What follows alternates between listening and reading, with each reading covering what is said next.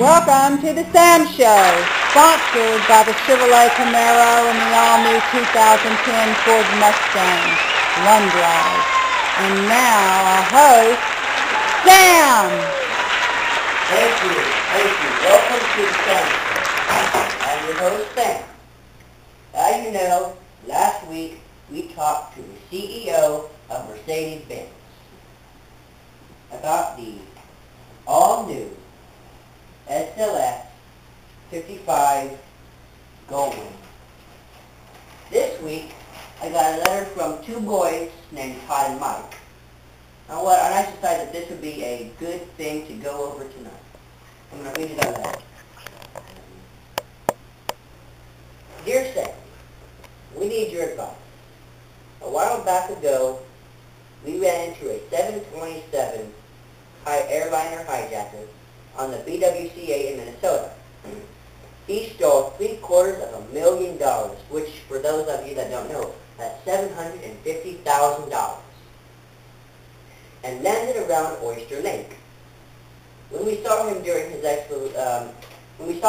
exploration by a trail behind our campsite, we went the opposite way he was going and found the money, a parachute, and a suit. We took the money and brought it back to our campsite. The following day we saw him in his canoe and talked to him for a few minutes.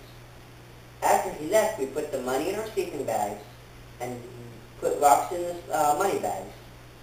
When we were on a lake heading back to the loading point, we saw him and an FBI helicopter, which we think made the FBI come out since we got the chopper's attention.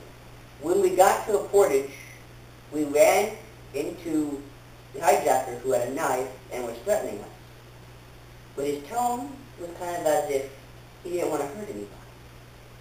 We threw his canoe at him, then ran. Then we decided to go back and fight when we heard the FBI. He comes to us, hears the FBI, and runs away. We tell the FBI which way he went, and they go and put him in jail. We went to the makeshift headquarters, or HQ for short, got breakfast, and talked to Agent Stoneham. We got $25,000 reward money for finding the $750,000. We finished our trip, and now we want your advice on how we could have done that better. Sincerely, Todd and Mike. P.S. We did not want to put our last names on live television. Okay. What I would have done, guys, is I would take the money back to my camp like you did. While my partner was talking to the hijacker, I would have been inside the tent where I was zipped up, putting the gear up, because he would think I was in there getting my gear all taken care of to get ready to go up, and he wouldn't know. After he left, we would break camp, put everything on our canoe, and continue on our trip, because the hijacker would think that we would go to the nearest port because we got all of his money.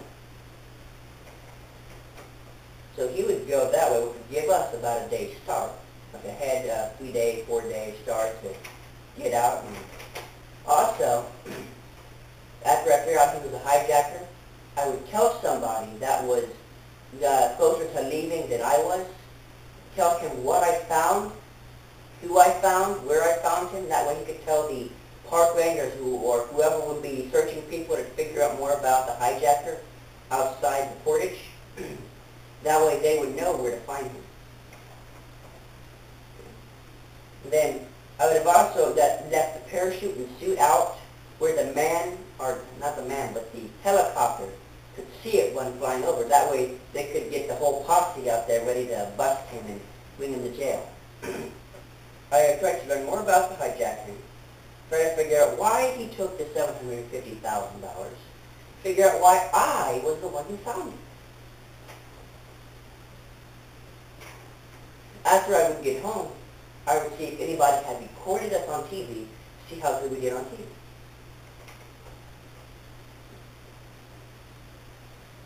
And then after I would do that, I would do whatever else I'd probably do during that summer, because You never know what you're going to do during the summer. Boys, I hope I was able to answer all of your questions, and we're going to get Byron Matthews on the phone and ask him a question.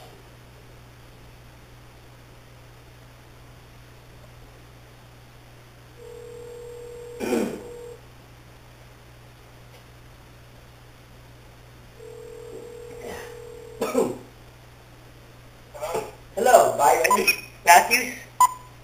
Yes, Byron. Right, I have a question for you, Mr. Byron. Okay.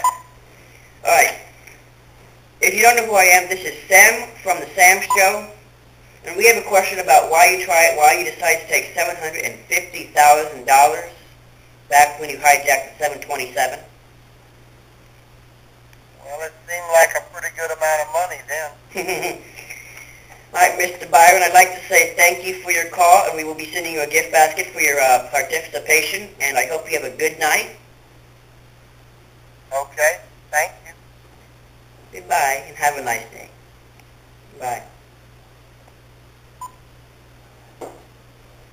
Just in case you didn't know, that was Byron Matthews we had on the phone.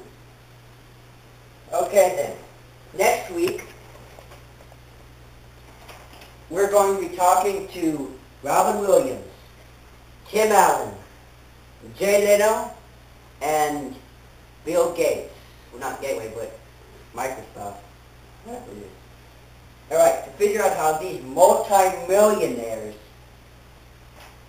got how they were and how they started their lives. Okay? Before we end, I have something to say. All right, one day I was out driving around in my multi-million-dollar sport car, and I saw a three-legged pig and a farm. I went up to the farm and asked, Mr. Farmer, sir, why is your pig only with three legs? Well, sir, it seemed like that one day I was on my tractor, and it toppled on top of me. Oh, so what happened after that? The pig saw the tractor on top of me, ran all the way to my house, got my wife, and she came out and got the tractor off of me, and then the tractor fell on top of the pig. Okay, then so that's how he lost his leg. No. The pig did not lose his leg that way. The pig lost his leg because a pig that heroic deserves to be eaten in portions. I'd like to say thank you for joining the Sam Show. Sam was here, and have a good night. This was the Sam Show. Drive safely, and remember, if you have any questions, ask the Sam Show. That is 601-798-SAM. And again, 601-798-SAM. And good night.